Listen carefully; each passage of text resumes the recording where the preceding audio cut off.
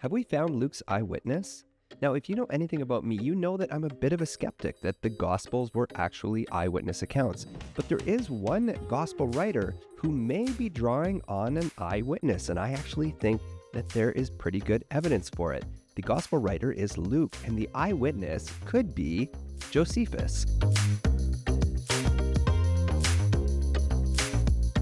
Now, this is a little bit tongue-in-cheek because, truth be told, most of the events in Luke and Acts take place before Josephus was even born. But around 1900, scholars started to raise an interesting question because they saw that there were parallels between Luke and Josephus. And they started to wonder, is it possible that Luke copied Josephus? Is it possible that Josephus copied Luke? And how can we understand the relationship between these two writers, historians even? In this video, I'm going to show you the case that we can make that Luke was actually copying Josephus, especially in the book of Acts. And you can decide for yourself if you think that the coincidences and similarities between the two works are just that, coincidence, or if maybe there is some sort of relationship at work. And to do this, I am drawing upon this book right here called Josephus and the New Testament by Steve Mason. It's a fantastic book, has a great summary of the question of the relationship between Luke and Acts. I'll leave a link to that down below. Totally recommend it. It's just a really good book on Josephus and the world of the New Testament in general. So definitely worth a read. And also, before we start, I should say my name is Chris. I have a Master of Divinity, Master of Arts in Theology, and a PhD in Christian origins. And if you haven't taken a minute to subscribe to the channel already, please do that right now. So did Luke copy Josephus? I'm going to focus on this question. I don't really think we can turn it around. Josephus has a lot more details than Luke, so I think it would be pretty hard to say that Josephus got his information from Luke. However, it does seem very possible that Luke was copying from Josephus, or at least something like Josephus. So let's go over the evidence, but first we should talk about who Josephus was. Josephus was born Joseph ben Matthias to a priestly Jewish family in Jerusalem around 30 CE. He received extensive education in Jewish law and briefly joined each major Jewish sect before aligning with the Pharisees. Josephus may be best known as one of the world's most famous traders. He commanded Jewish forces in the revolt against Rome in the Galilee until surrendering to the Romans. He famously survived a suicide pact, and he predicted that Vespasian would become the emperor. This prophecy later earned him his freedom. After the fall of Jerusalem, he adopted the Roman name Flavius Josephus, joined Titus's entourage, and moved to Rome, where he wrote 4 major works: the Jewish War, Jewish Antiquities, Against Apion, and his own autobiography. And his writings provide invaluable first-hand accounts of first-century Judaism, the Jewish-Roman War, and crucial contextual information about early Christianity.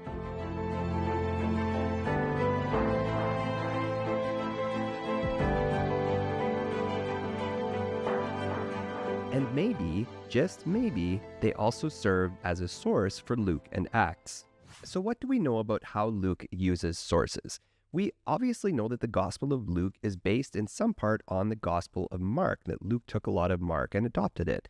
We also know that Luke used either a lost gospel, which we call the Q source, which accounts for the material that he shares with Matthew, or possibly, if you believe a different hypothesis, maybe Luke just knew Matthew and took some of his material from Matthew instead. In either case, we know some of the sources he uses, but he does fill out his Gospels with a lot of material that the other Gospel writers don't have that bears a surprising similarity to Josephus. And this is especially true in the book of Acts, where Luke mentions people like Felix, Drusilla, Annas, Ananias, Porcius Festus, Agrippa, Bernice, James, in this case the brother of Jesus, who we could probably assume Luke knew about from some other source, but Josephus does know about him too and talks about his death, Theudas, and Judas the Galilean. Now this is just a quick laundry list, but all of these historical figures sort of help to fill out the framework in the book of Acts. And some of these Josephus mentions, and Josephus may have actually seen. So just to finish up our game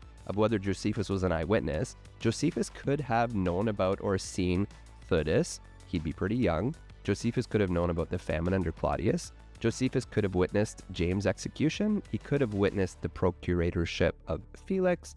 And he could have witnessed Festus as well. And Josephus talks about all these people. In fact, a lot of the people that Josephus and Acts share in common, Josephus talks about in one book, The Antiquities of the Jews, book 20. You can read it for yourself and you'll see that there's a lot of similarities between people mentioned in Acts. They also cover similar events. So for example, Acts mentions that there was a famine in Jerusalem. And maybe one of the most interesting similarities is the report of Herod Agrippa's death. Like Acts, Josephus reports that Herod Agrippa was in Caesarea for a celebration. Like Acts, he says that he was dressed in clothes that made him basically shine so that people shouted out that they were seeing a god. And Josephus reports that this was the beginning of a painful end for Agrippa, although Josephus says Agrippa died of stomach pain, and Acts says that he was eaten by worms, which is not a small difference. Now, taken on their own, these similar events between Luke and Josephus wouldn't necessarily be a slam dunk that they knew each other. After all, somebody writing a history of the region would probably know some of the same stories, so that's sort of understandable.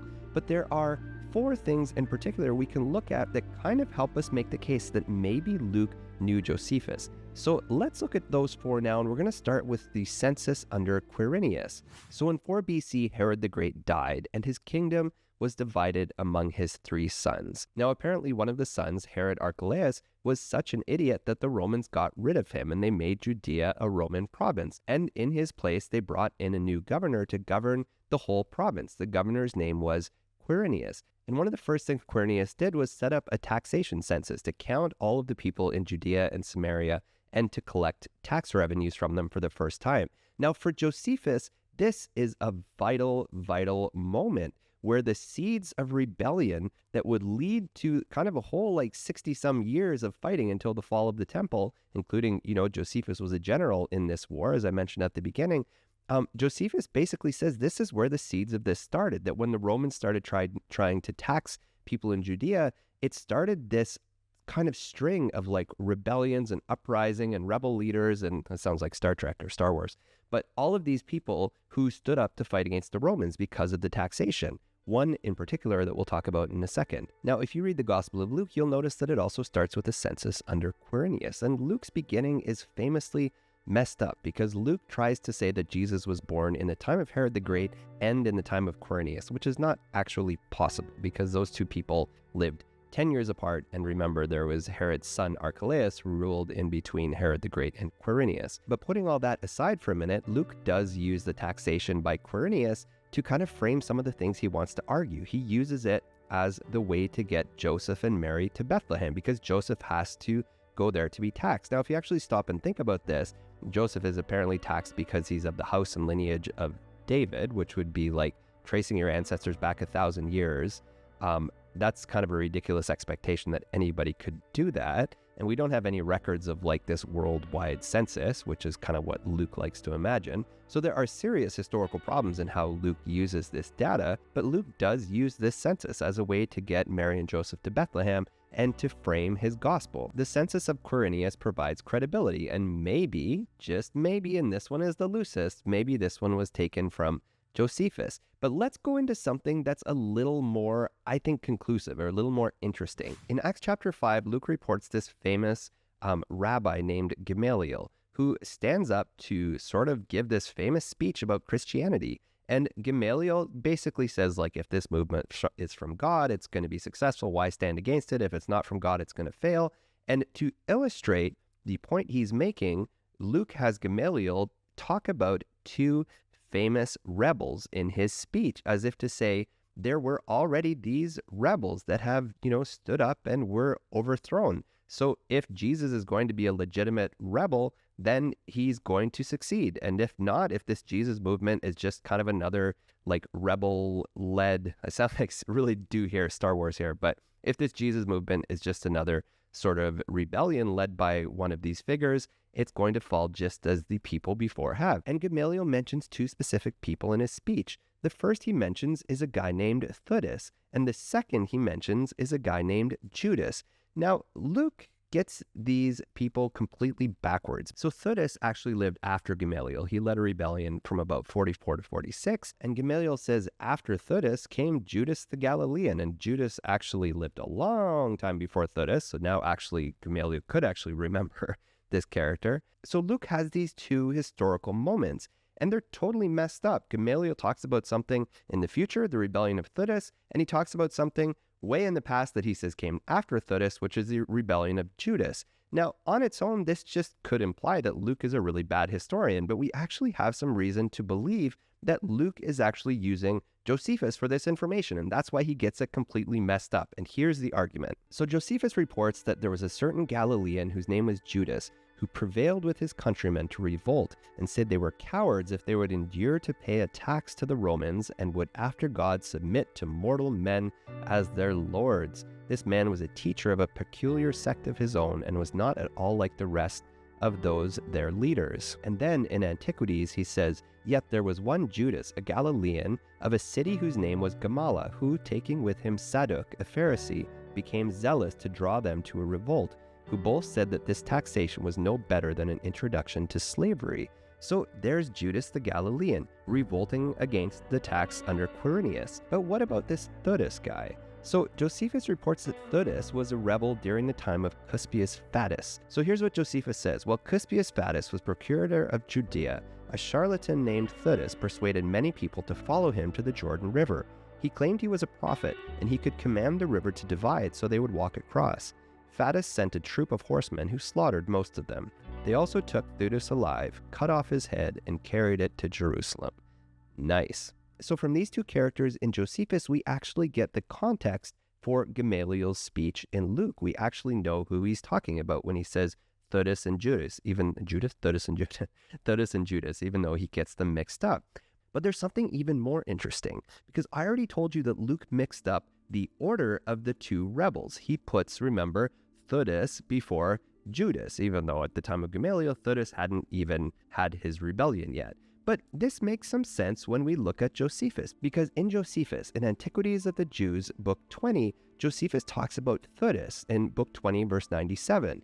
But then, a few verses later, in 2100, Josephus says, and besides this, the sons of Judas of Galilee were now slain. I mean that Judas who caused the people to revolt, when Quirinius came to take an account of the estates of the Jews, as we have showed in a foregoing book. So if you were just reading this chapter, Antiquities 20, that I already said that Luke uses a ton of the same people, if you were just reading this through in order, you would find that in this order, sure enough, Judas comes after Theudas. They didn't come in that order in time, but Josephus reports them in that order. And it's kind of understandable that if Luke either was using Josephus roughly or more likely just kind of remembered, he might remember that Judas comes after Theudas, even though that's not actually what happened. It is kind of an honest mistake to make if you were reading Josephus in order. And one more thing, Josephus doesn't report how Judas died, and incidentally, Luke doesn't really seem to know either. Not enough to build a case on, but it is interesting that both of them omit any reference to how Judas actually died. But there's still one more character. I mentioned that Acts and Josephus named the same two characters, but there is one more character that they share in common, a character without a name. This character is only referred to as the Egyptian. So the context. In Acts 21, Paul is rescued from a Jewish mob and brought before a Roman tribunal. So he says to the tribune, "May I say something to you?" And the tribune says back, "Do you know Greek? Then are you not that Egyptian who recently stirred up a revolt and led the 4,000 assassins out into the wilderness? Funny, are you not that Egyptian?"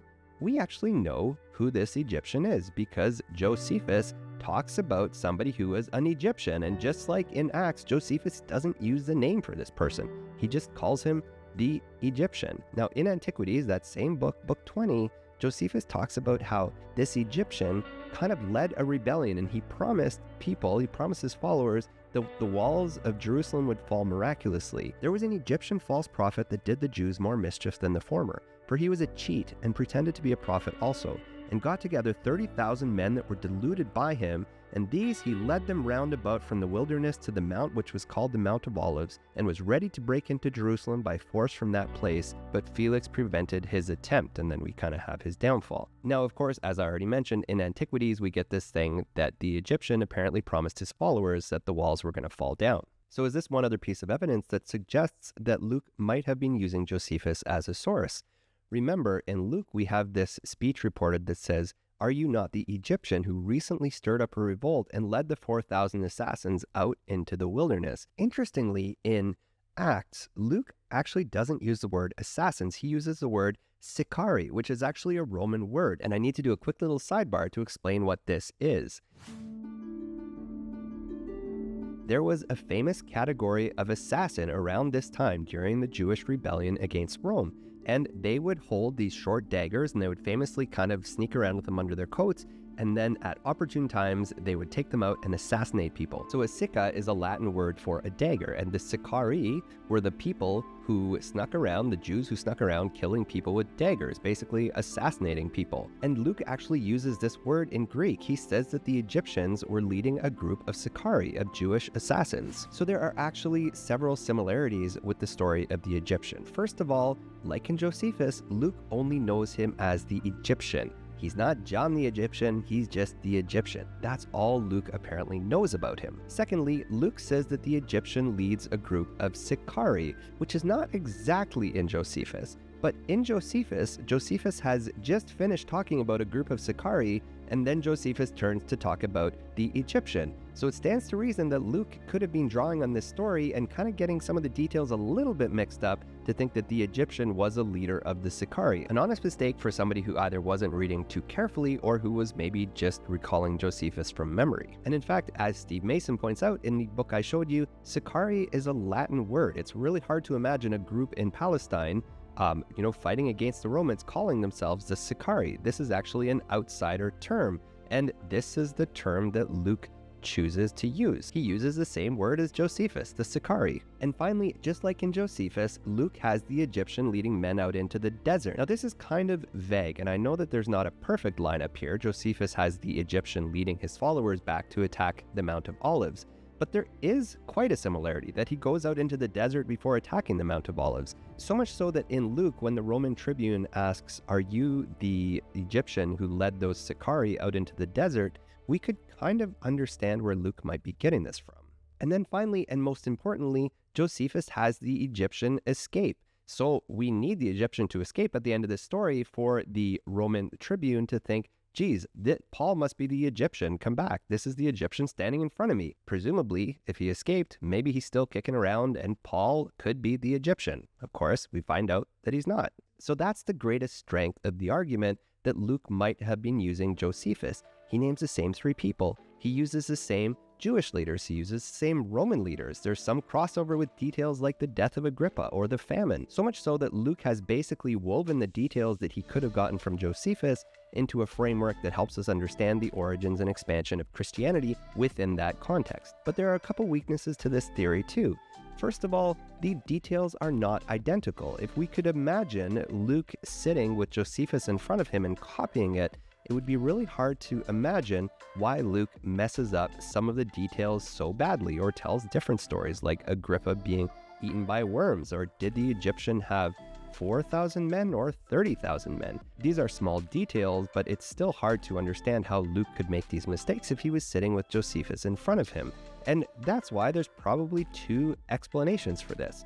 On the one hand, it's possible that Luke knew Josephus, but didn't have it in front of him, didn't know it well, and was using it roughly as a source, but wasn't following it super closely, which sort of clashes with this whole thing about how he undertook to write everything down really carefully, but that's kind of a sidebar. So Luke may have used Josephus as a source. Maybe he had read it before. Or the other possibility, of course, is that maybe Luke and Josephus share a common source between the two of them. Maybe there was a different written source that they both drew on, or different legends that were floating around that they both knew about. In either case, it seems really unlikely that the similarities between Luke and Josephus are a coincidence. Actually, I would argue it seems impossible. There's some relationship between the two. The only question is, do we know what it is?